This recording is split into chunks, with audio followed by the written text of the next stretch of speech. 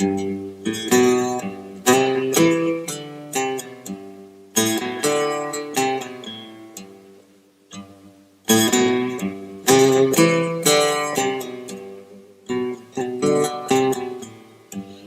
pirates, yes, they rabbi.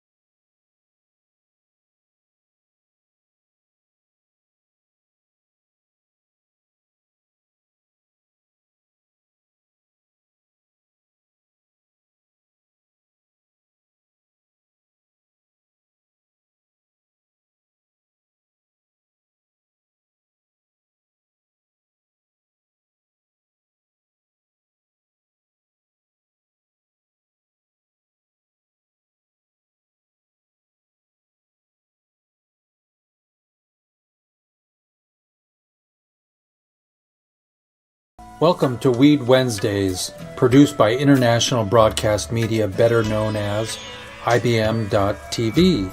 I'm your host, Jeff Eichen, human rights advocate and social activist fighting for government deregulation of weed and the release of all nonviolent criminals incarcerated for possession of marijuana, moving violations, parking tickets, IRS debt, etc.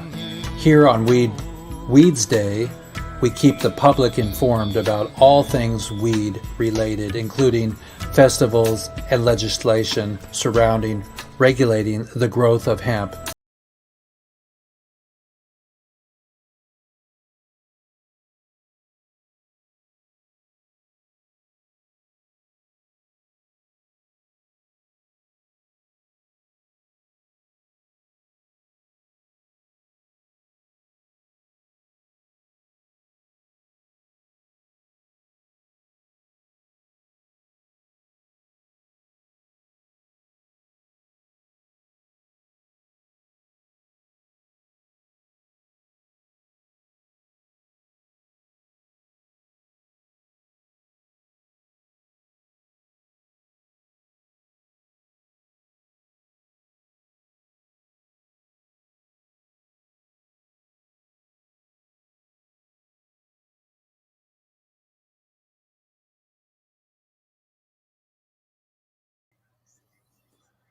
Okay, everybody, can you hear me? Are we good, everybody? Are you there, Amy? Can you hear us? Yes. Okay, fantastic.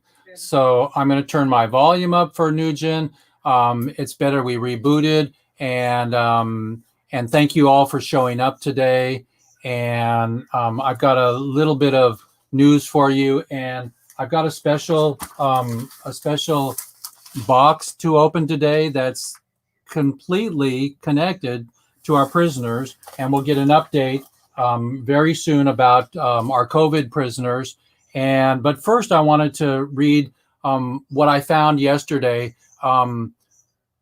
This lady, Red Fawn, has been in jail for 4 years, and Red Fawn was Facebook to me that she was freed yesterday after 4 years from Standing Rock, and I was in Standing Rock, and so I want to let you all know that that I missed the boat on assisting her release, but she's out, and it's fantastic because I was focusing on my plant prisoners, and when I was there, I sat with her sister in her truck, and we got stuck in a blizzard for 3 weeks. And it was the most heart opening thing I've ever been to, that protest, the Standing Rock moment. And forget my frostbite. It's good now after a year of acupuncture, but I'm fine. My hands got frostbite, my feet got frostbite, but I'm fine. And Red Fawn is home, and she was a non-violent protester, and they threw her the F in jail. We're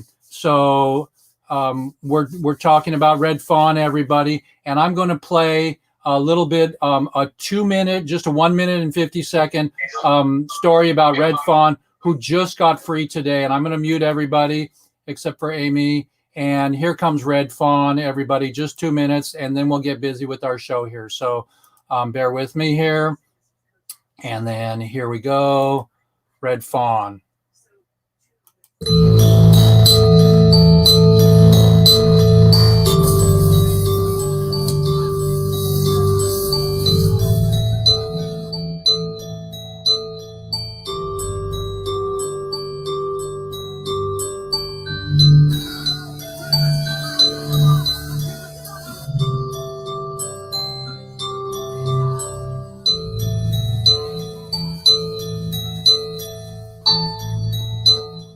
The youth had wanted to honor their leader, their mother in residence, and they followed her lead. She went around helping anybody that needed help. This came together because they wanted to stand in unity for Red Fawn to get her released, to get her freedom, and they also wanted to show the people on the other side of the bridge that we're not an enemy. We don't want to cause them harm. The youth council worked with a man named John Quigley, who is an aerial photographer. He set up art in the sand here that said "Free Red Fawn." Our sister is in jail right now, and then it had her family crest, and so we all wore red. We got to embody our request for her to be free. And we sang, and we marched, and we got to the area. And when we knelt down, we asked people to kneel in silence for 20 minutes and to center ourselves so we can be like rocks or standing rock. There were no arrests. Everything was very peaceful. It was very unified, very healthy, very strong. They were courageous. They were courageous, and they did it in a loving manner. And that's what's needed.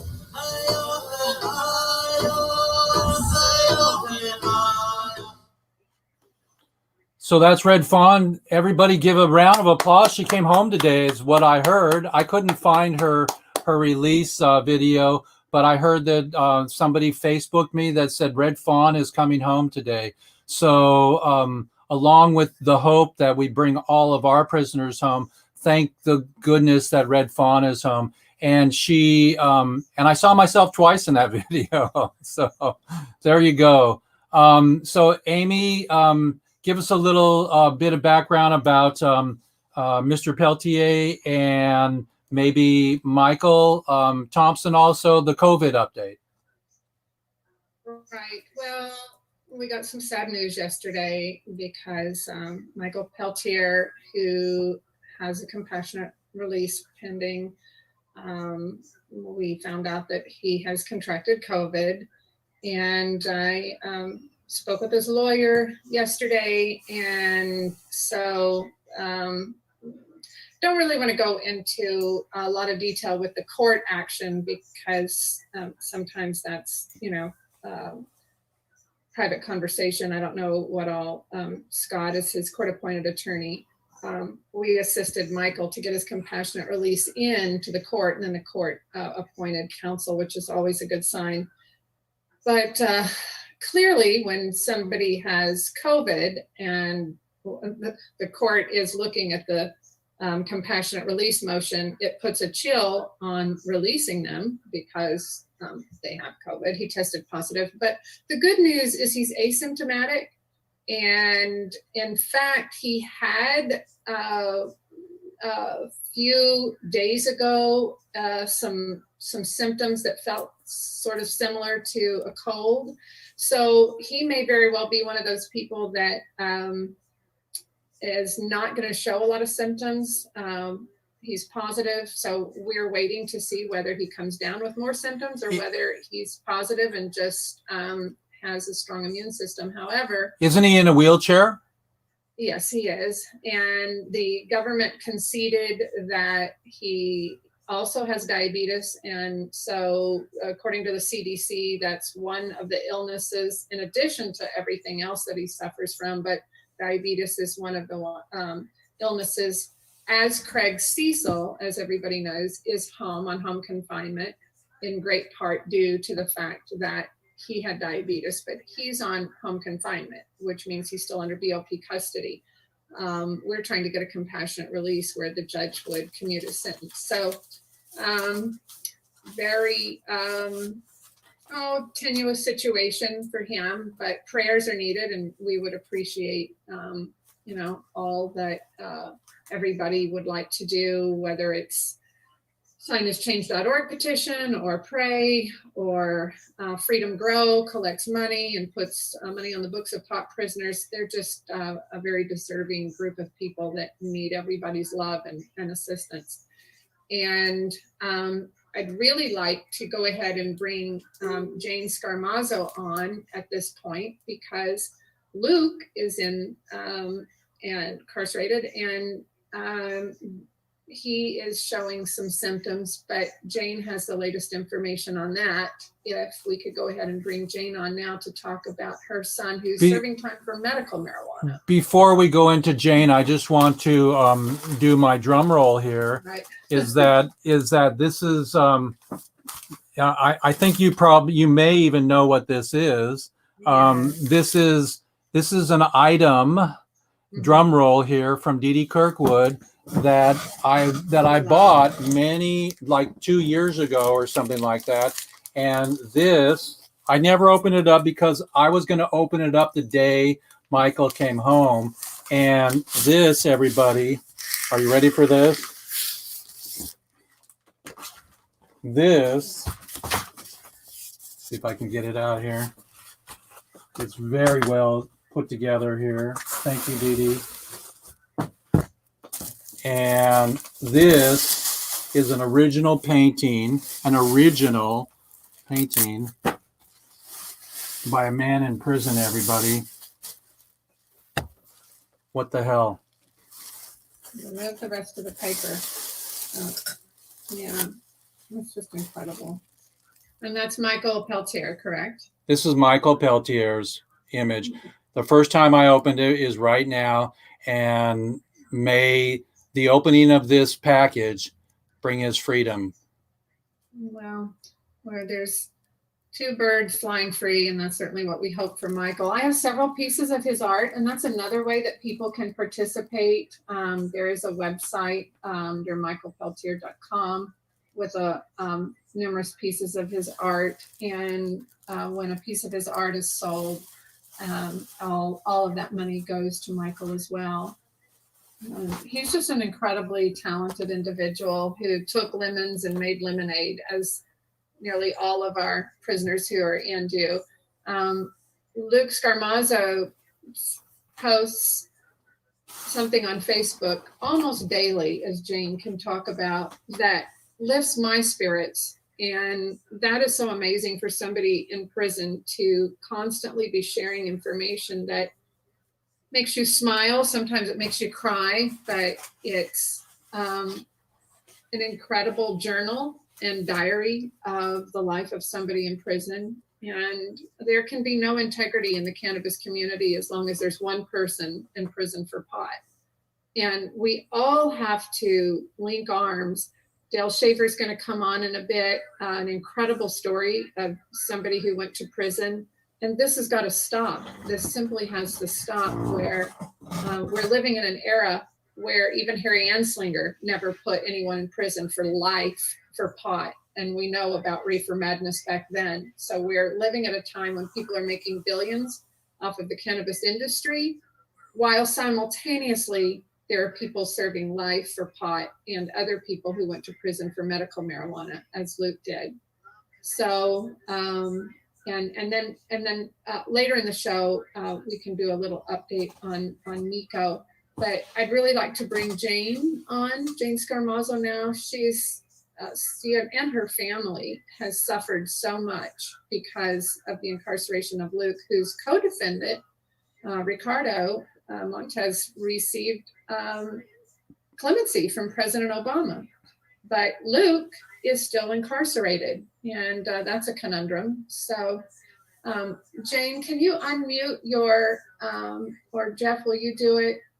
Yeah, you have to. Jeff can unmute you. Well, no, I can't. I asked her to unmute. Jane, can you find your unmute button on your computer there. Yeah, put your glasses on. There's a little icon up at the top that says mute. There you go. You got Can you it. hear me? Yes. Hello, Jane. Hi. You. Tell us who Hi. you are and introduce yourself, and then Amy, you take it away. You keep going with her. Okay, I'm Jane Scarmazzo. My son Luke has been in prison for 13 years for medical marijuana. He got a 22-year sentence. He broke no state laws. The federal government came in and arrested him. I just got a letter yesterday dating his medical, and he has been diagnosed with COVID-19. So now he's in a COVID unit. He said his symptoms are not bad, but he has no smell or taste, and he does have symptoms. He said that he could be in this COVID unit anywhere from 2 to 6 weeks. So initially, he went into this COVID quarantine about 2.5 weeks ago because someone in his unit tested positive. A week later, he came down with symptoms and now has been tested positive. But it's just so unfair because right now Luke is in Louisiana, we live in California. And in the last 3 years, we've been able to only see him once. So not only is it a hardship on us and our family, but for Luke also, because he cannot really get any visitors.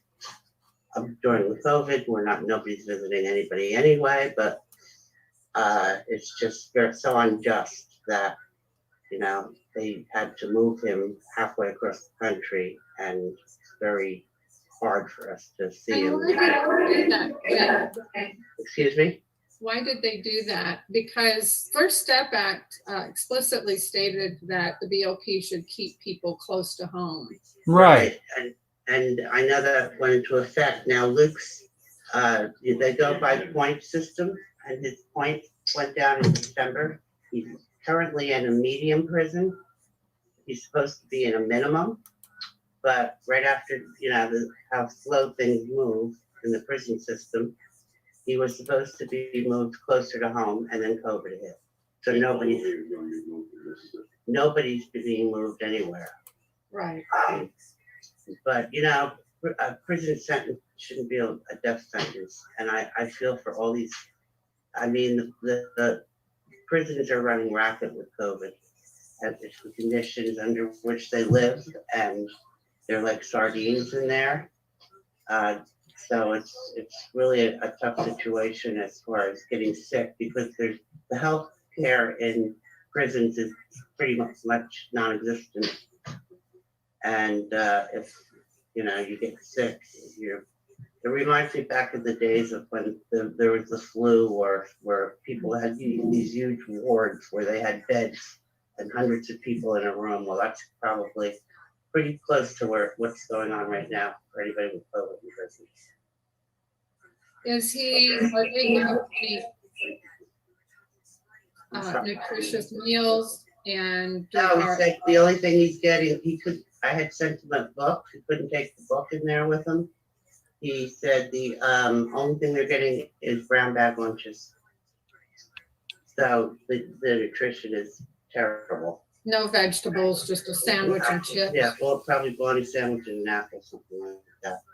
But so he said the only communication he has at this time is letters. So because of the quarantine, he can't leave the unit, and can't take anything in or her out. Right. Does he live for his letters? Letters? Absolutely. Yeah. And before the quarantine went into effect 2.5 weeks ago, we could hear from them occasionally. There's always some reason why they're locked down. It's almost like a daily thing. Sometimes they were allowed to use the phones and computers for maybe 2 hours a day, but that's few and far between too. He's been there 3 years, and like I said, we've only gotten to see him once. And with this no visiting, I don't know when we'll get to see him. How far did they move him? How far did they move him? Louisiana, from California to Louisiana. Povah, Unbelievable. isn't it? I mean, and it's a major expense just to fly there, get a hotel, and visit them when we could. But right now we can't. But hopefully, like I said, he's supposed to get moved because he's supposed to be in minimum, not meeting anymore. But who knows when that's going to happen with the COVID going on. And Jane, the bar memo said that the BOP could put people on home confinement. Has Luke done 50% of his time yet? Oh, more than that. He's done over 13 years. May was 13 years. So he's got another 8 years to go. Not only that, but Luke does have an issue with hypertension. He's got high blood pressure. And he does have a motion in right now under the compassionate care. But it's been sitting on a judge's desk since December. And there's been no decision made. So he was trying to get out of and like under home confinement, but he also has this compassionate care motion that has been in the courts, waiting on the judge's desk for a response since December of last year. That's extraordinary because most of them are ruling pretty quickly. So Yeah, not this one. This one is terrible that he has not gotten an answer. Well, I'm so sorry. And is there anything that we can do other than writing letters and obviously Prayers. praying? Yeah, no, that's about it. Pictures, letters, prayers. That's all we can ask for right now. Jane, Is he we're at an institution where they only allow white envelopes? Because I just had, Yes. Okay, Yes. so everybody needs to know they will get returned if it's not a white envelope. I don't even think you can put a sticker on it, not you like your can't put a return. sticker, return address. Are you allowed No. to even put a stamp, or does it have to be? Yes, yes, you can put a stamp. And yeah, I've gotten things, so many things back over the years because of the yellow envelope, or I put my return address label, or you can get pictures up to 25. But I'm surprised. yeah, but that's about it. Jane, we're talking globally right now. Our show is going to even get larger. We're going to go to Mars pretty soon. But right now, thank you, IBM.TV, for Weed Wednesdays. And we're the only Reformed show on their program. And they just made an announcement this week that they're going to go even larger globally. And they're being funded by some corporations that just found us, and not specifically us, but since they're going bigger, we are. What do you say, Jane, to other countries and people and parents and family members to hold their space and to have hope in other countries about this issue that you're experiencing? Well, I just, talk about unjust. The laws are so unjust as far as marijuana goes. I mean, you could be a rapist, a murderer, or a child molester and get out sooner than these people that are in there for pot. And it's just, and then being a Title I drug is ridiculous. That laws need to be changed. And just, I don't know what to say to other families. I know it's been so difficult for ours. There's really not, there's a lot of tear shedding, and it's upsetting, and it's very hard to deal with. But you just gotta have hope.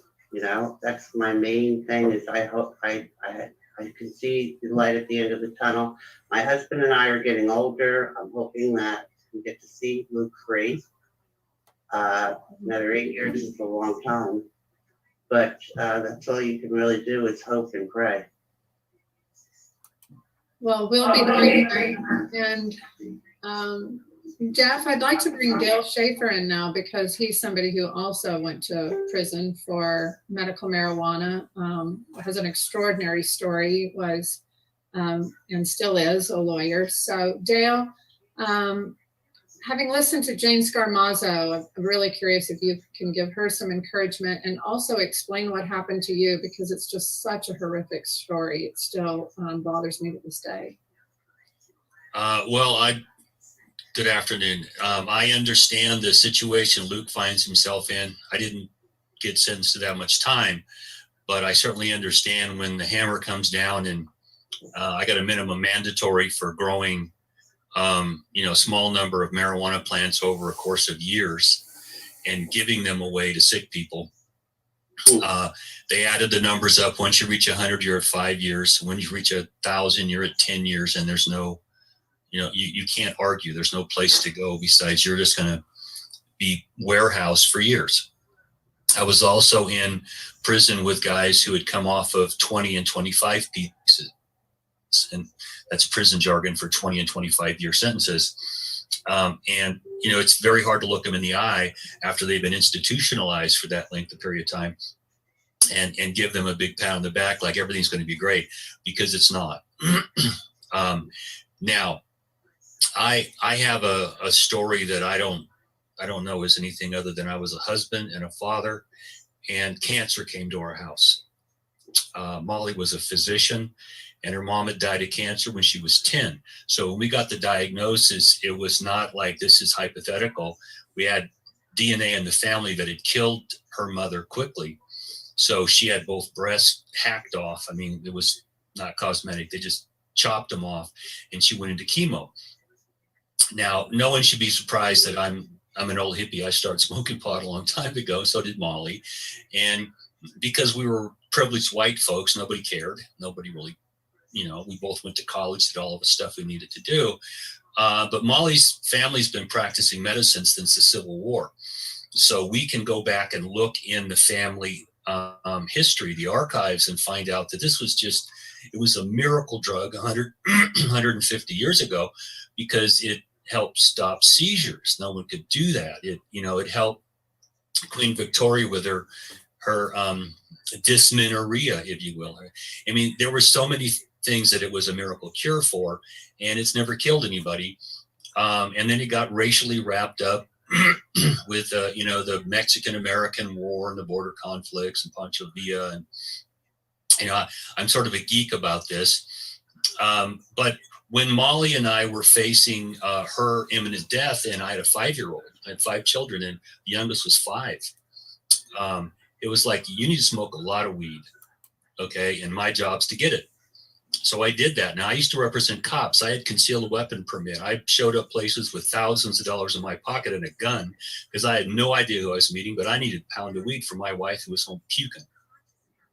That experience brought me into very clear vision of what was going on. And even Lincoln warned us, you make something illegal, the prohibition makes it valuable. And now you're going to have an underground economy. People disrespect law and order, to grab a phrase from today, then Nixon played it, and we can go back and play this in time. The racial history of this is hard to deal with, because I'm an old white dude. I was a licensed professional. Molly's a physician. I'm an attorney. And we attacked this like, okay, we have a problem here. Let's see if we can fix it. I went to bat for people. I ran for district attorney because no one would talk to me just after Prop 215. I didn't want to see anybody go to jail. And when we had a decision in the Oakland cannabis buyers case that there's a medical necessity defense to growing pot under federal law, I then took, a dozen or so people that were just deathly ill, could not grow. And I agreed to be their caregiver. And that's what got me in prison. I mean, besides running for district attorney, and my God, we could never have one of them as our chief law enforcement officer. So I got sucked into this, and Molly and I were both told point blank, we were the golden children. We should never have been involved in this. And so we got spanked pretty good. We both got sentenced to 60 months. When they added plants up for 3 years, we just cracked the 100 barrier. That gives you a minimum mandatory of 60 months. And we got shifted through the judicial system from the hanging judge to somebody that used to represent Gallo wine, and who was a little more compassionate. And his clerk told us, you're going to get 60 months. I can't fix that. I won't give you a day longer. I don't care what the U.S. attorney says. So that's how we were posed. We were not going to give more than 60 months. So Molly and I said, screw you. We're going to trial. We're going to make you look us in the eye and tell us we are somehow worthy of 60 months in federal prison for what we actually did. And they didn't hesitate a second. They threw us in the slammer. What year Now, was that? What year was that? Well, they raided us in 2001, 2 weeks after 9/11.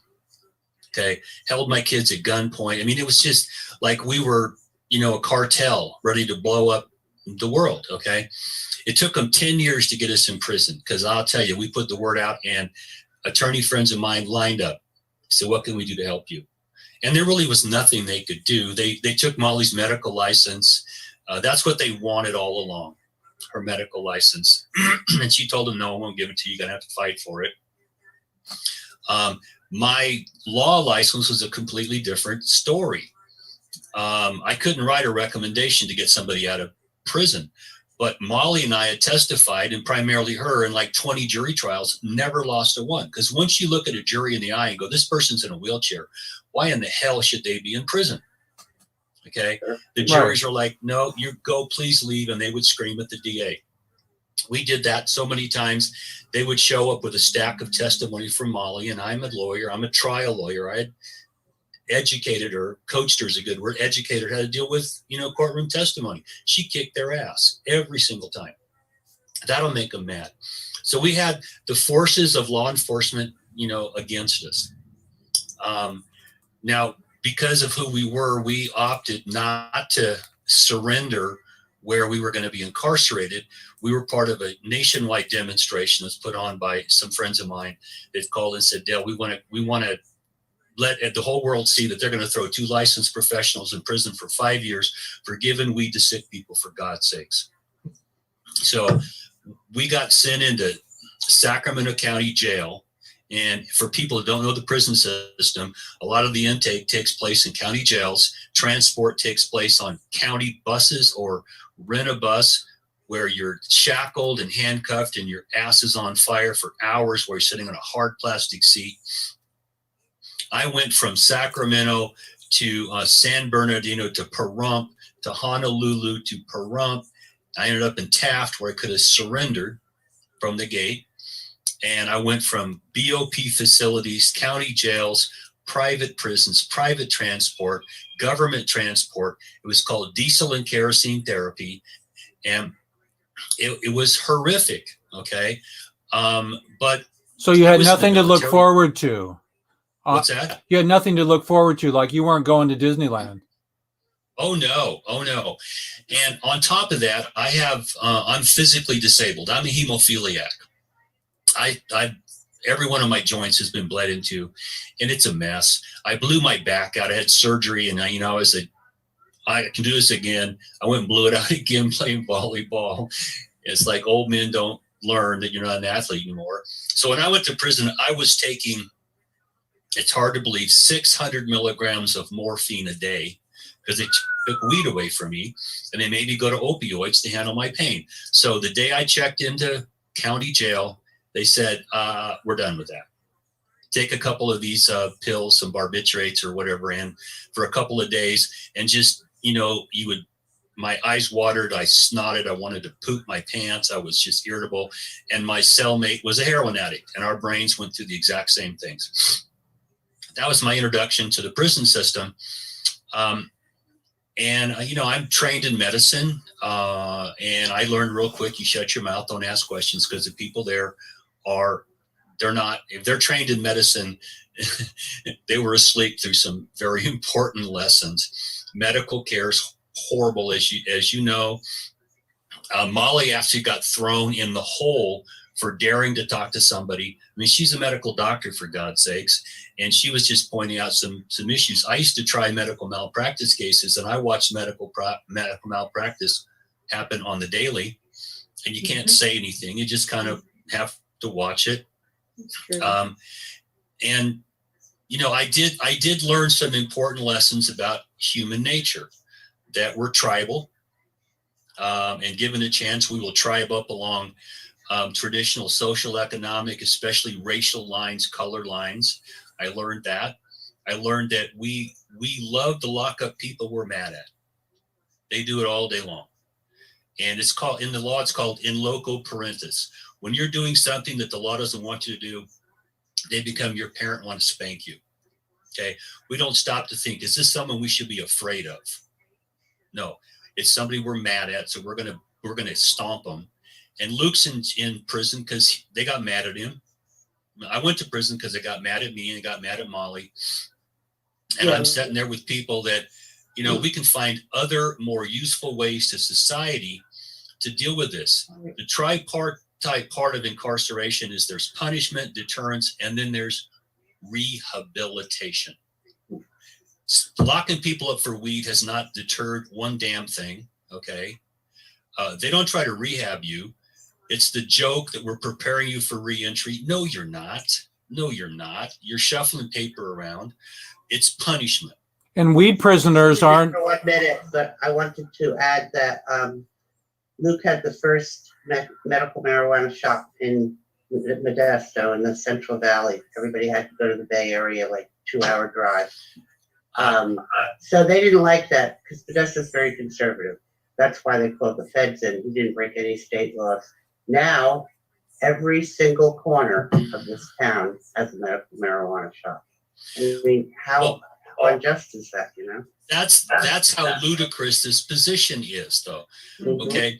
Because humans are sensual creatures. They like to alter their consciousness. They like to have sex. Okay? So when you take these human behaviors and you criminalize them, you're not going to stop them. What you're going to do is you have people go underground. They don't respect law after that. There's huge economies. Public health and safety is not even a consideration for someone running drugs up and down the highway. There's harassment of women, especially. They're treated horribly in these industries. We just had 7 people murdered in a Riverside County cartel grow house in the last 24 hours. So crime is rampant. And if we could go back before we had this dive into let's racialize drugs as a way to punish people that we don't want to have around, people had the choice to do what they wanted to do. And no one thought about the public safety aspect of this. Personally, most drugs don't hurt you. The PDR, the physician's desk reference, tells you what the risks are. I mean, you can certainly overdose. You can have problems from that. But using them, it's not the problem. It's prohibiting the drugs that brings forth all the issues the cops love to show at you. Well, it causes this and that. No, if I go get a prescription for that drug, which I did, I got morphine. I got a prescription. I wasn't robbing banks. I wasn't turning tricks. I wasn't beating people up. Right. You know, I wasn't strong on robbing. And you can get addicted very quickly on opium. Well, it is a habit-forming drug. Yes, I was what they call iatrogenically dependent. Taking 600 milligrams of morphine a day, when they stop that, your brain's going to scream bloody murder. Well, that's why marijuana is non-addicting. There's no withdrawals.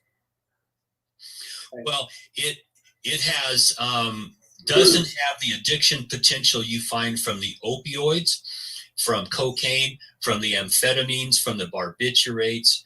From the benzos. You don't have the addiction problems you have.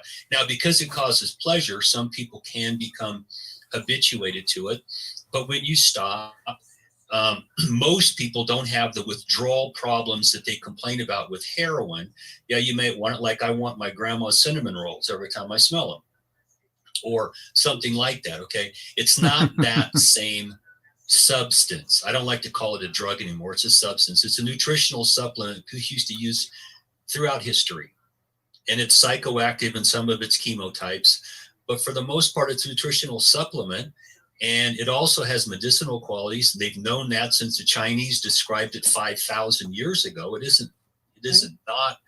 not a secret anywhere. When I asked the 8-year-old when I was filming Baby Landon, I said, do you like marijuana? He said, yes. And I said, what has it done for you? And he said, it made my hair grow back from chemo. So yeah. It made my hair grow back. Well, one of the cases Molly and I got involved in fairly early was a young man whose mom had tried everything. They were ready to hospitalize this kid, lock him up forever. And his mom, somebody said, give him a pot brownie. The next thing you know, the kid it's calmed him down. Now, I'm not saying it works for everybody, but he made the mistake of telling someone at school. The next thing you know, they roll in and the CPS wants to take the kid away. So we kind of got involved in that. And thank God there was a judge who was a mother who read the file and went, so you tried everything, every drug in the world, the kids have got a defiance, diagnosis. He's never going to go anywhere. We're going to lock him up and sedate him, blah, blah, blah. And he had a pop brownie. He's cool. And the judge said, no, you're not. Leave this mother alone. But that was 20 something years ago. And my God, she was scared to death. Okay. The oil, the CBD oil, how wonderful that has been for people. Our dog that was diagnosed with cancer, we gave that to her while she was dying. And, it's done wonders. We had to sneak it into retirement homes. They don't let it in retirement homes. Oh, I'm sure they wouldn't. Yeah. Well, a lot of us have done some sneaky stuff, let me tell you. Hey, thank God. My niece died of cancer Christmas 2 years ago. And as soon as she got her diagnosis, I went over and examined her, and she had a, indentation in her breast. It's like, that's not good. She flamed out. We all brought her weed. Every one of us brought her weed. I spent time educating her what you need to do. I went with her when it failed. We went to Nevada to try to get alternative therapies and watch her just flame out. And it was hard to watch because I was invested and I wanted to keep her alive. It just wasn't going to happen. But her quality of life was improved because of it. And I would do everything again. Can I ask Vivian to introduce yourself, Vivian, and tell us your pot story, how it helps you and your lifetime mission to have Hempfest happen? You can unmute yourself, Viv.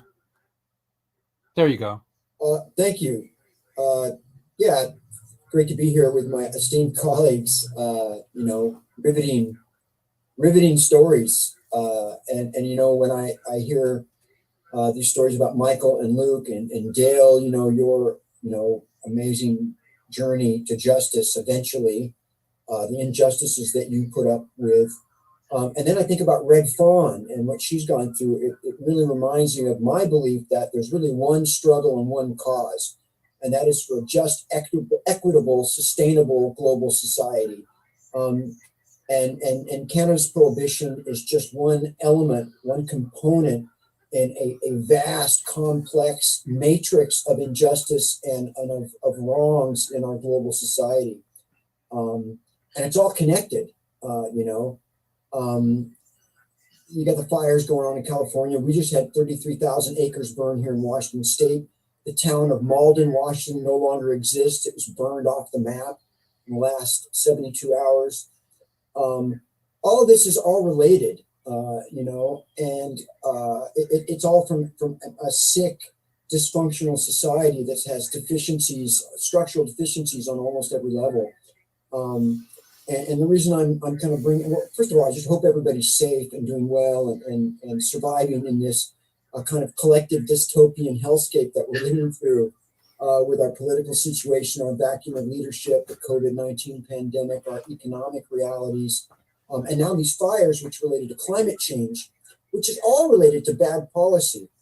And so I lead that to Hempfest on our 29th year this year of Seattle Hempfest, and that we've been, like every other public event, devastated by COVID-19, absolutely devastated. Whether the organization will survive to our 30th anniversary next year is very questionable. But we're fighting, we're fighting hard. And so, we are in this effort right now to transition our mission to an online event, to an online 2-day Hempfest, October 10th and 11th. Our theme is the Green Renaissance. And that really ties in exactly with what I'm just talking about, because the way that we see Green Renaissance was a term coined by Julie Chiarello from Stump Magazine, where people were talking about the green rush, the corporate rush to profit off of the cannabis reforms that have been made, which, is both positive and negative, of course. And she's like, we don't need a green rush, we need a green renaissance. And so the way we interpret that is that there is a role that cannabis has to play in almost every aspect of society. And the COVID-19 pandemic has kind of glaringly exposed, huge deficiencies in all kinds of things. It's exposed the problem that we have with our supply chains, the problems that we have with our healthcare system, it's our energy policy kind of across the board. And from its superior performance as a graphene replacement in supercapacitor batteries to its ability to replace toxic gypsum-based cement with carbon-negative cement alternative, hempcrete, cannabis has an answer. It's the #1 remediation agent for removing radiation and heavy metals from the ground. Hemp plastic. For that purpose. Hemp plastic, right there. Hemp plastic, fish oil taken from predatory feeders in the ocean often contains toxic substances due to biomagnification, where a fish eats a fish eats a fish. And cannabis hemp oil is the sustainable alternative, with 85% of essential fatty acids. Cannabis fiberboard serves as a carbon sequestration agent because it reduces wood. I mean, I could go on and on. You all guys know biofuel. Cannabis plays a role in almost every aspect of our society, or could play a vital role at correcting these deficiencies and basically creating a more just, sustainable, and equitable society.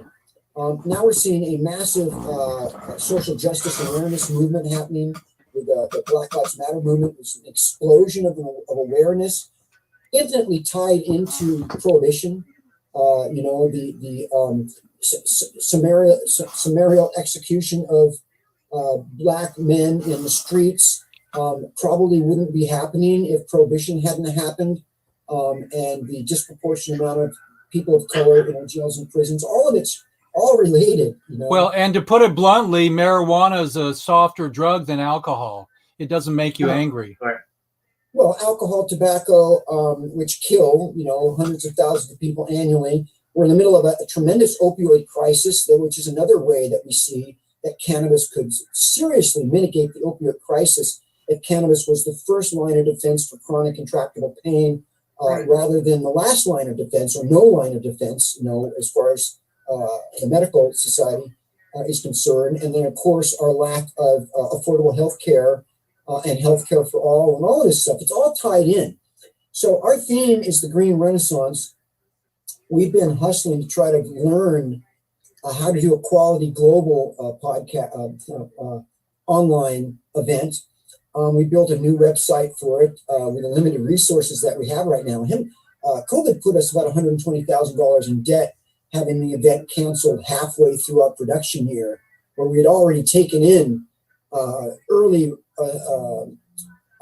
returning vendor money, and then spent that as our, for our annual overhead for 6 months. And right when we were about to take in about $650,000 in sponsor and vendorship money, in June and July, the event got canceled.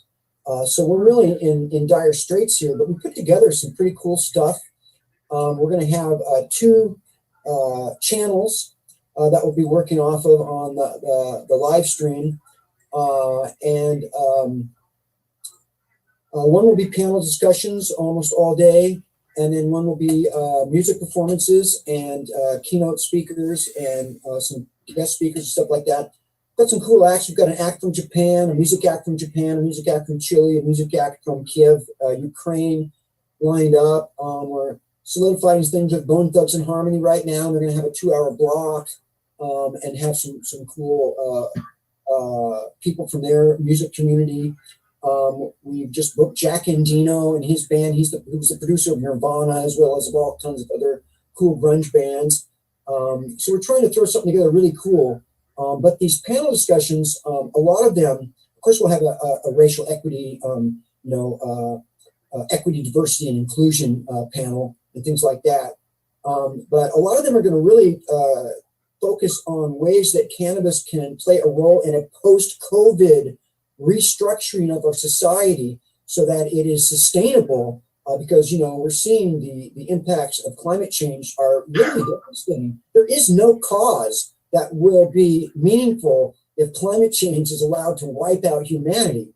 It's the ultimate cause of all causes, and every cause depends upon a sustainable biosphere.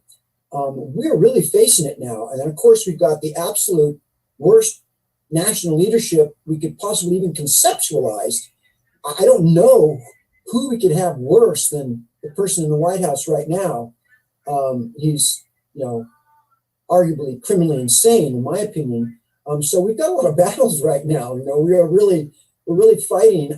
But I believe very strongly that with crisis comes opportunity. And I believe that the one good thing that that COVID and Donald Trump has done has really rubbed our faces in and exposed the degree of the dysfunction in our global society. And I believe personally that there is a massive generational progressive backlash building that's going to be kind of the whiplash, the boomerang from all of this, and that there's incredible opportunity right now if we can just get through this initial phase. So that's what's going on with Hempfest. 29 years ago, we believed very strongly that adults in a free society deserve to make their own educated and informed choices on what they put in the sanctity and the sovereignty of their own bodies. And that those choices, those important health choices and lifestyle choices, should be based upon truthful and accurate information.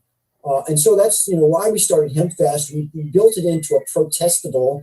We weren't just happy with one stage and things like that, but we built it into a really an extremely sophisticated and multifaceted event with a giant, as you know, circus tent with panel discussions all day long.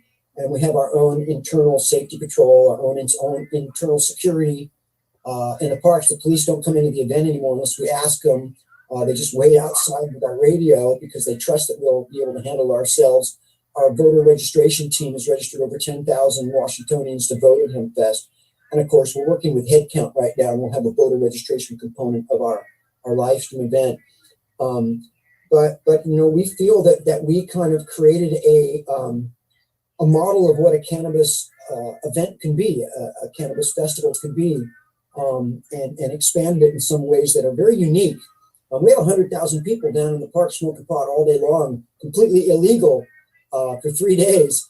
And it's been about 20 years since a single person was arrested at Hempfest for anything. And we've never had a serious injury or accident at the event. It's run by 700 volunteers. So we're desperately trying to save this event, like everybody's trying to save their business that's been affected by COVID, or their event especially. It's been absolutely devastating.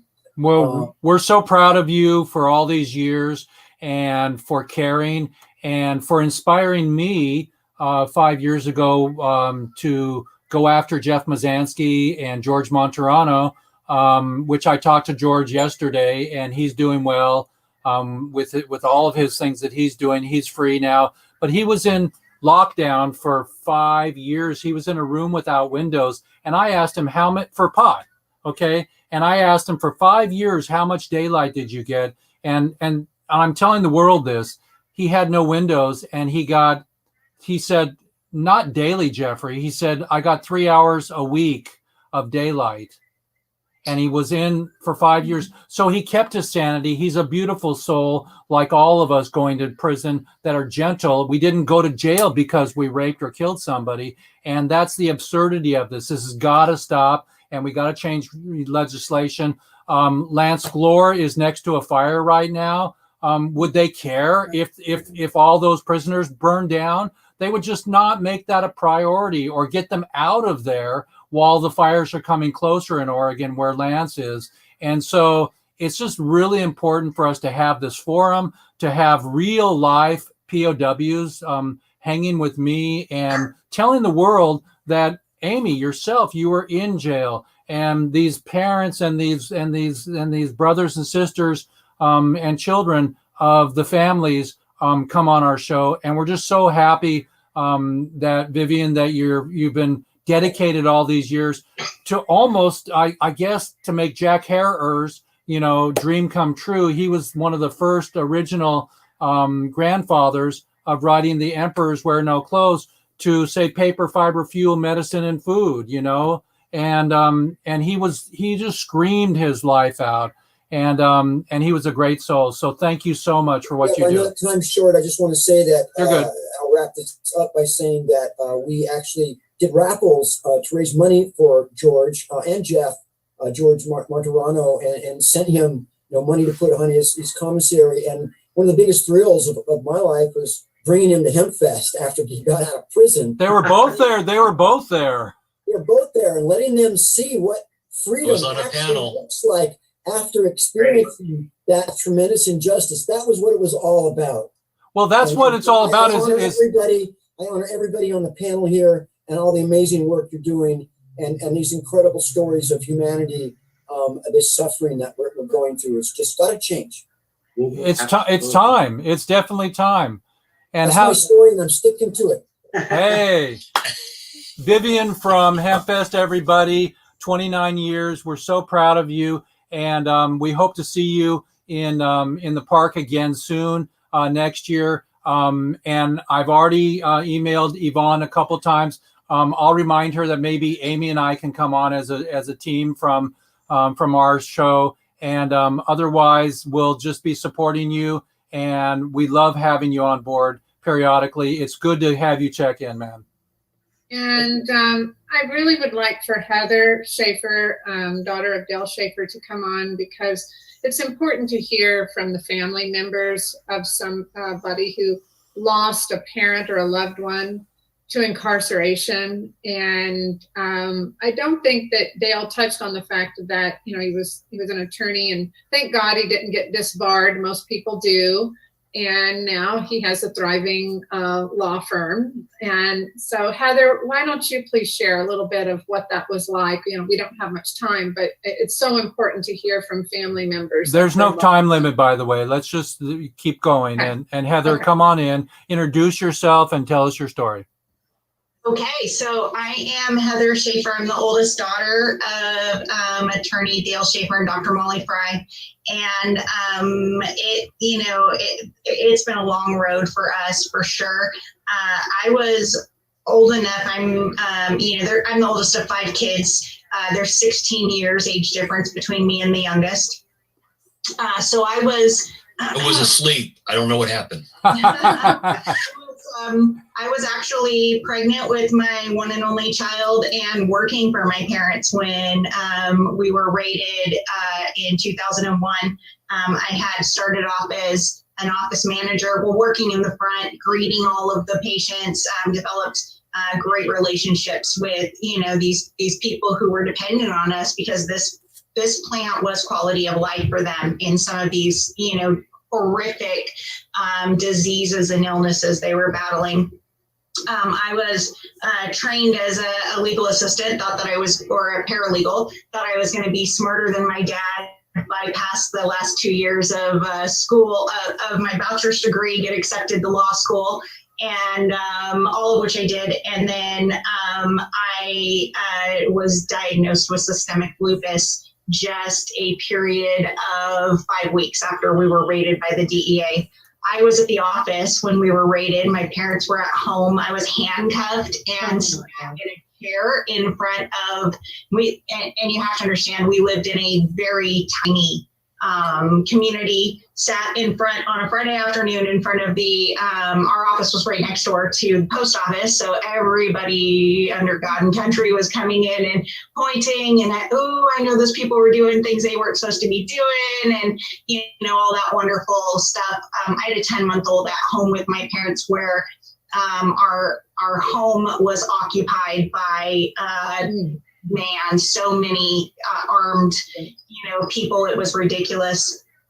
And I was worried about my baby, who was at home, who was tending to her needs. And so finally they came in about 4:00 in the afternoon. They let me leave to go home to my child right around 9:30, 10 o'clock at night. And I got home and was just absolutely in shock. And we were, terrified and horrified for the next 5 years, until they decided that they were going, who was going to be actually, my parents were not arrested. We were raided. So who was going to be arrested? Who was going to be charged? What was going to happen? I was at the office. I'm a single mom. you know, and on the day of the raid, I was also threatened by not just federal DEA officers, but our local county sheriff that, you know, we know you're sick. We know that you're using cannabis to treat your whatever's wrong with you. You can go to a real doctor and get real drugs. We will take your child from you if you continue to use cannabis.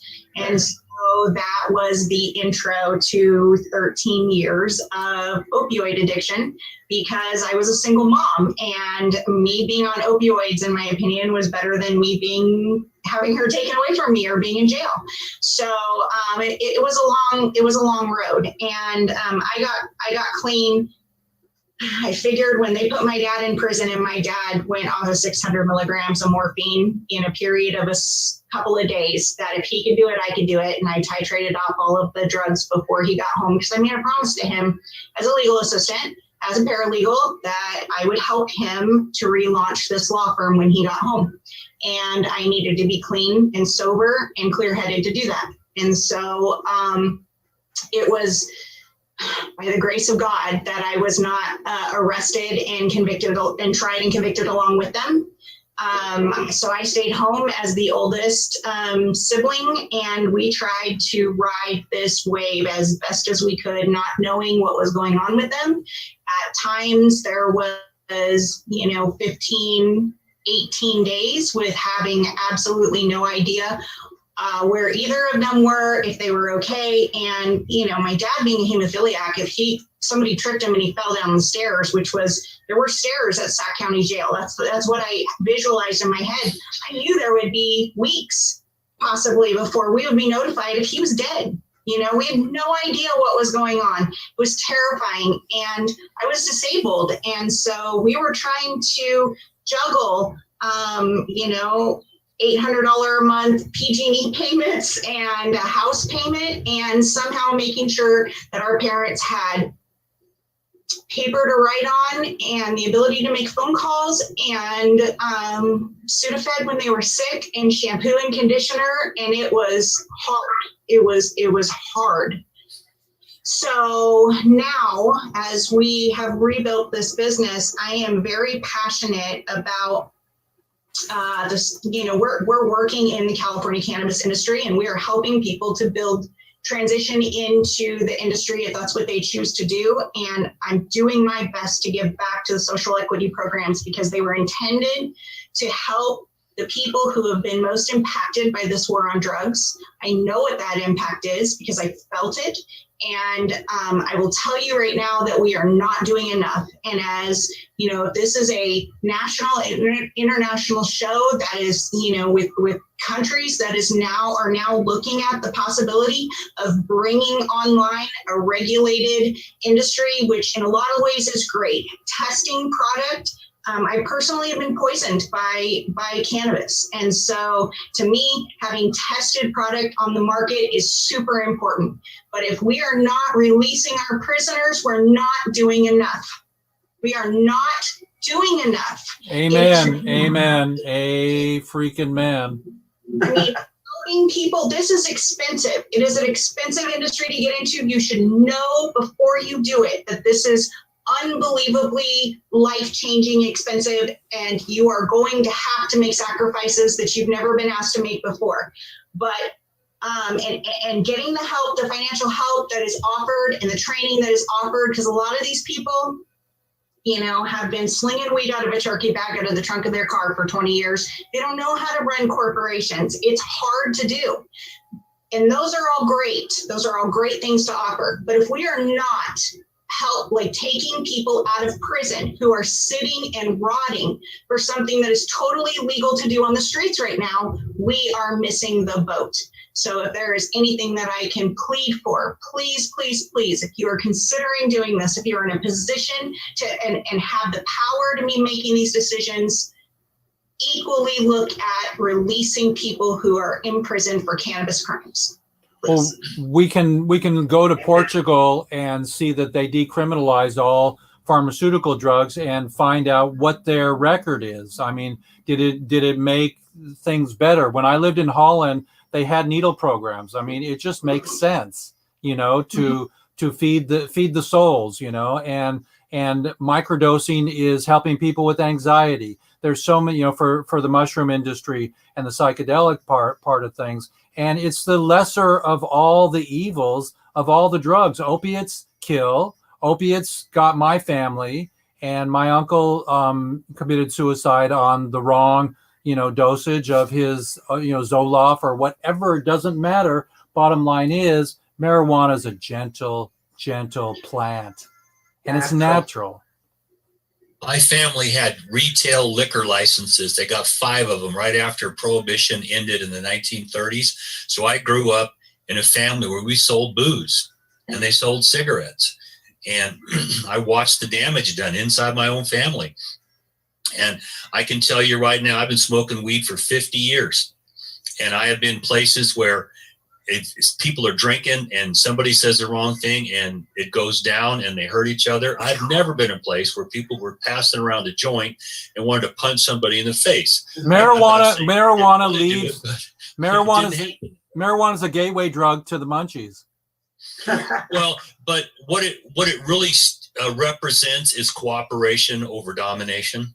Right. Okay. My brother-in-law, Molly's brother, is a professor at UNC. He teaches peace studies. He and a colleague just wrote a book called Nurturing Our Humanity about looking at the domination part of humans versus the cooperation part of humans. Women are more cooperators. It's one of the reasons dominating men want to keep them out of here. We don't want to have to work this out. I want to hit you over the head with a club, drag you by the hair, and get my way. And what we see now with our environment, is even with capitalism, it's domination. It's we're here to cooperate. We're going to win. We're going to win. We're going to win. And when that is the prevailing thought, we all lose, because humans cannot evolve to deal with the chemical soup that we have to live in today. We just can't. And we're a water-based system, and the petrochemicals that we have dumped into our atmosphere are not conducive. We have dumped so much radiation into the atmosphere, it's not conducive to human life. So here we are at some points where COVID made us look at, do we really need to throw somebody in prison for this? Can we let them out? The answer is, get them out of there. Well, they should never have been there in the first place if that's the reality that you're now at. Okay, we arrest people for weed. Why? Well, because someone told us to. Because back in the day, when petrochemicals were on the horizon, this was a competing source of all sorts of industrial uses. So they got rid of it. It ain't rocket science, okay? It was William Randolph Hearst for the paper industry. Well, I got involved in that in California, looked around. You can make one piece of paper at a time with hemp right now in this state. I thought, how ludicrous is this?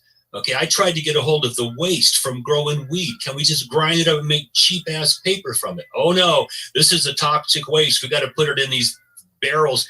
It's like, dude, no one's going to steal this stuff. I smoked ditchweed one time in my life. That was it.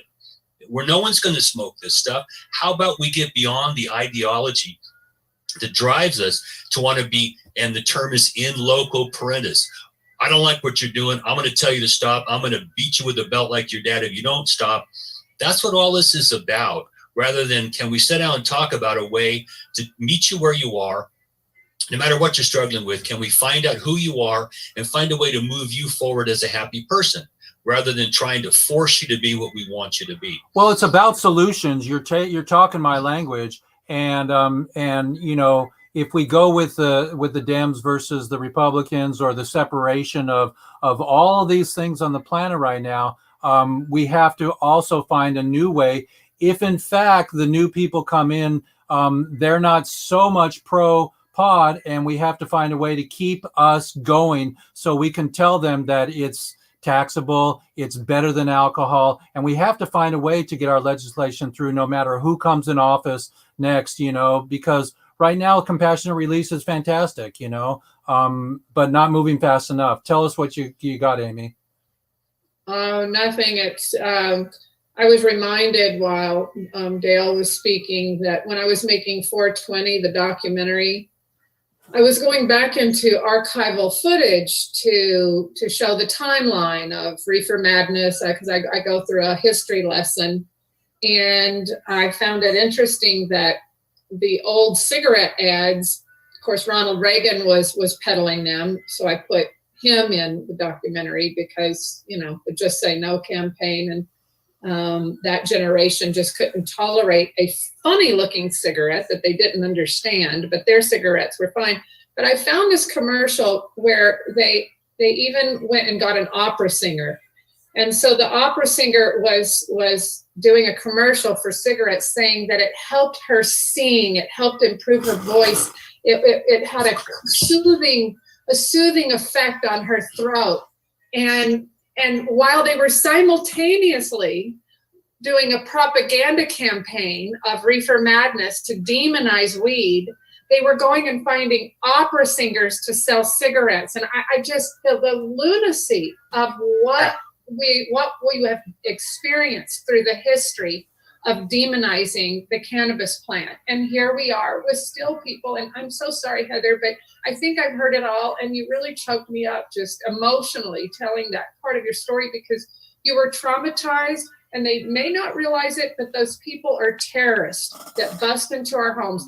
Even when our military is over fighting a war in a foreign country, terrorism, they can be court-martialed for doing some of the things that were done to us in this country, and nobody will say a word. Nobody will take them to task. Nobody will back them down. We can't prevail in court if we try to sue them. They have full immunity. But that's not the case for our military servicemen over in a foreign country that are supposedly fighting terrorism. And the lunacy and the irony just hurts so bad that Luke is in prison right now. That Amy, my middle son, Jeff, they had an automatic weapon to his head, and Molly didn't see it, and they were on the ground, and you know, Molly can get wound up. She was going after these cops, and my sons go, "Mom, they're pointing guns at us." "No, they're not." And finally she realized that they had them held at gunpoint on the ground. I mean, it freaked him out. He was, I don't know, 12, 14 years old. He was a kid. When he turned an adult, he made the decision, I'm going to sue those guys. They didn't have to do that to me. And the judge threw the case out because they have qualified immunity. Okay. And it was just heart-wrenching to watch it, because he made the attempt to hold them responsible. Now, when they came to our house, Amy, they were coming to my house regularly to inspect my gardens. Yep. I said, "Hey, we want to come take a look." "Oh, come on up." They made an appointment for Friday. And you guys, you need to, right? And there were 20 cars in my driveway, and they pointed a 9mm at my youngest child as he tried to run up his driveway to his house, like he's a threat. Now, and you're right, in the status of forces agreements, when our soldiers go overseas, you can't just shoot a civilian. You can't point guns at him. You can't do this kind of stuff. You'd be court-martialed.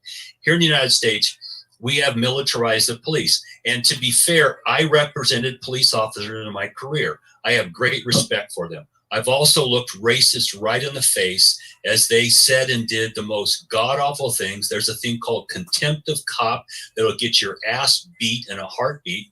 And we have put blacks and browns into areas where we control them legally, and they send cops in there scared to death someone's going to do something. They're all the boogeymen. I was raised to be afraid of white men, and so as soon as one of your cops go into an area and they don't get what they want to militarize, and we've allowed that. We sold them, or we actually gave them excess military equipment. I represented cops when some cops were killed. They set SWAT teams up, and they wanted to go home at night. I understand all that stuff.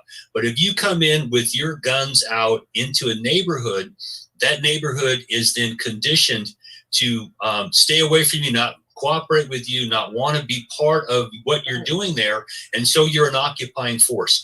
And to be fair, my generation knew this. Okay, I'm one of those baby boomers that back in the 60s, I knew why Watts blew up.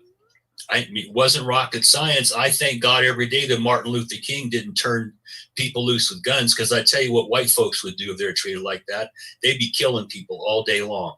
I've been thankful that people of color have been calm for the most part. They explode. That's the only way they can say anything is blow up. And okay, but you give them a chance like in Tulsa, and you go kill them and burn them down. Well, they created gangs. You know, the gang mentality was where I grew up in LA. I was in East LA or in West LA also for 30 years, 25 years. And I was a neighborhood watch, and I took care of the children. But all the gang members, they would bang each other for no reason than you messed with my sister, so I'm going to mess with you. And what did Gandhi say? An eye for an eye. Makes everyone blind. We'll be blind and toothless. Yeah, we'll be blind and toothless. So that's my walk these days, everybody. We're here on Weed Wednesdays. We're really blessed to have our complete staff here, and it's absurd. And the gang mentality is not a way to get through this all. It's hypocrisy that weed is legal and that it's a medicine, and that we still have prisoners in. They should let them all out, especially the COVID prisoners. Well, what I learned is that we lock too many people up we're mad at, and we don't do enough to the people that we should be afraid of. And I've seen it in court. And I also learned people are tribal. You stress them, they will tribe up. And the communities of colors are stressed. So they will circle their wagons and protect themselves. And to say, oh, all this stuff you're doing is bad. Well, why in the hell do we have redlining? Why did you force them there? I'm a historian. I'm a geek about history. That's my undergrad degree. And this is not hard to watch. My family fought in the Civil War on the Confederacy. They owned slaves. One of them shot a black man for looking at his wife the wrong way. I know that. I've got them in my family. Okay, I was raised to be a patriarch, a racist, and a misogynist, and I've fought my entire life to pull that crap out of my head. Okay, and so now I have a family of all different colors, all different religions. Just had one last night. His mom is Persian. The family is in Tehran. The kids had to flee when the revolution took over, and they may never see this child. Okay, but he is beautiful. Beautiful. Beautiful. Congratulations. We had marriages while my parents were locked up. We had children born while my parents were locked up. It's really unfortunate that COVID has prevented our family from being able to all be together at a hospital to celebrate this baby. But last night, my youngest brother, he and his wife had their first child, and it was glorious and wonderful. And there are not words for the joy of bringing yet an 11th Schafer child into this world. How about hemp breast milk? I believe that prohibition is, as we know, it's a domestic war, and it's part of a culture war, a race war, and an economic war against the citizens of this country. And like you said, Dale, the citizens that they're mad at, that they don't like, that they don't approve of. And in the meantime, the real crime, the systemic, serious crime goes on rampant across the board on the corporate level and our government. And then, of course, there's the crime that prohibition created to begin with, that it uses to justify itself, right? Prohibition creates the crime, then uses the crime to justify the existence of prohibition. I think that we are reaching critical mass to end the critical mess of prohibition, that we're really close, but that it won't happen without proper leadership. And that's why we need to be running young, diverse, racially, gender diverse, progressive candidates, local level, precinct by precinct, caucus by caucus, do the shoe leather work, do the organizing, because this is our time, and there's a tremendous opportunity, but we can't screw this up. And identity politics and all that stuff is a distraction from what we really need to do, because we don't have much time. We can't rely on future generations aren't going to have an opportunity to turn this around. And us boomers tried hard, man, but we haven't done it. We haven't done enough. We have to bring young voters into, my daughter is just at that. I have a daughter and a nephew who are both at the age that they can be voting. And my daughter is all about voting, but none of her friends are, And there's a war on voting.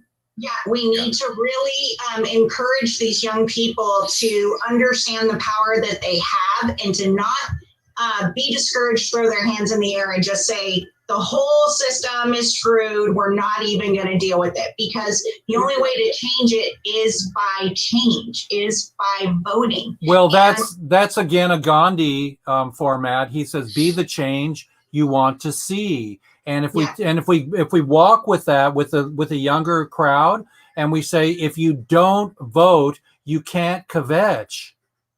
Your vote is your political free speech. Yeah.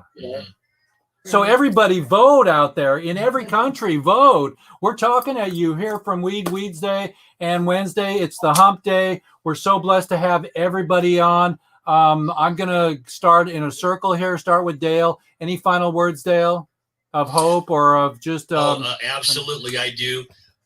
For women and people of color, it is vital. It's vital you vote. Please, us old white dudes have screwed this thing up for a long time. Please step up. And if I can say anything, we need the cooperative model that women bring to solving problems. We need it. We absolutely have to have it. And what I'm doing is putting every woman I can find in a position of power and do what I can to keep that going. Because I got some young women in my family. It's like, God, you're so smart. I put my energy. When I'm dead, and I'm going to get emotional here, because when I'm dead, I want you to say, that old fart told you, stand up for yourself. I don't care how you're plumbed. Use your brain. That's your power.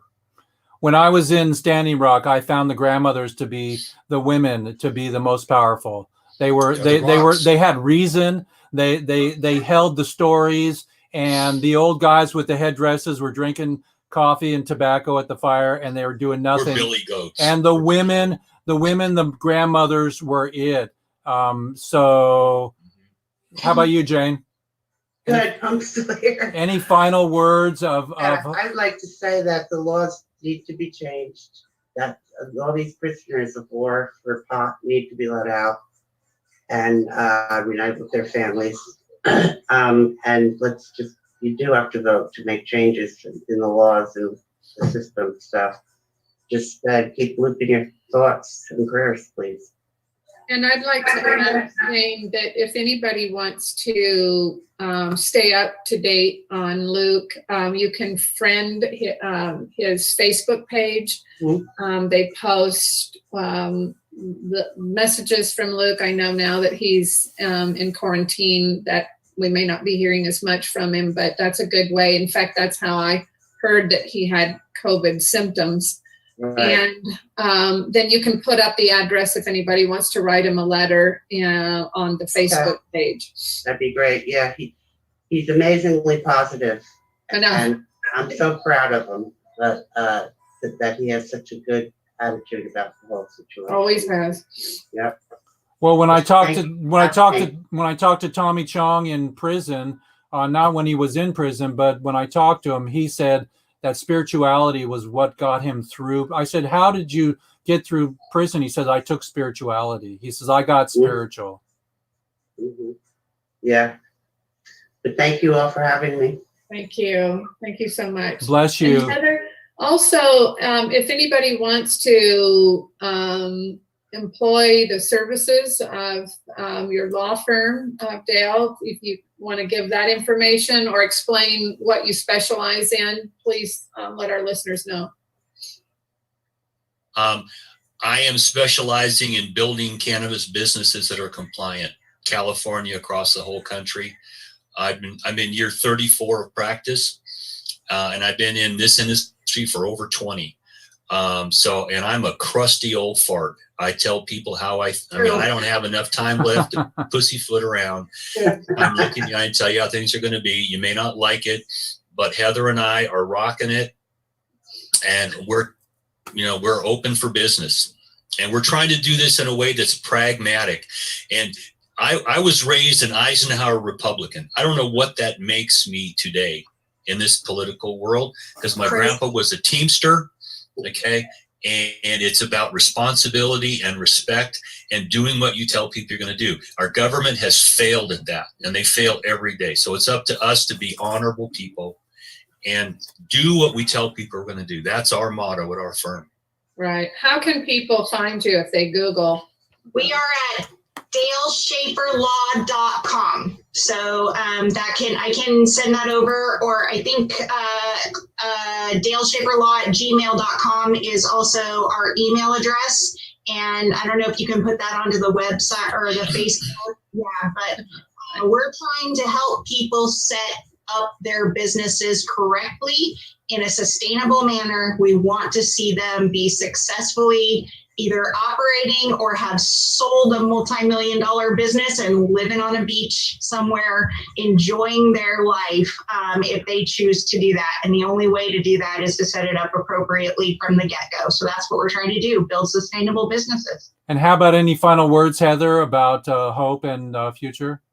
Oh, I have so much, the world is on fire. If it's not on fire, it's snowing. We have COVID. We've got crazy people in charge of our government here in the United States. But I still have so much hope for humanity and what we have in the future, moving forward. I think that this is just a time phase. And I think that we're going to see the pendulums swing in the opposite direction. And I have no other choice but to hope for that, because my daughter is just entered adulthood, and I've got, grandkids that are going to come at some point in time, hopefully about 10 years down the road. And my youngest brother just had a baby yesterday. So I have a hope for them, for their future. And, I do have faith that we're going to get this thing right. And we are, from a social equity position, we are going to start releasing these political prisoners, because that's what they really are. This is politics, and they're locked up because of political reasons, not because they're dangerous humans. And so I have faith that we're going to get it right. My fingers are crossed that it's going to be sooner rather than later. So you believe in angels, and you are one. Yeah. I don't know. Some people would disagree about me being one, but I believe in it. Vivian, last words. Well, yeah, Dale's not the only old hippie on this panel.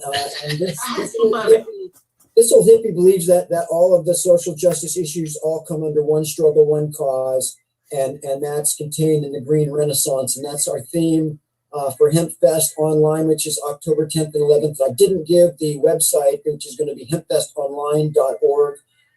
We are at a tremendous crisis, which gives us tremendous opportunity. We're being divided on purpose. We need to come together. We need to find our common ground. We need to plant our banner of the future on it, and love, truth, diversity, justice, and respect for truth, man, because there's a war against truth right now. We can do this. We got this.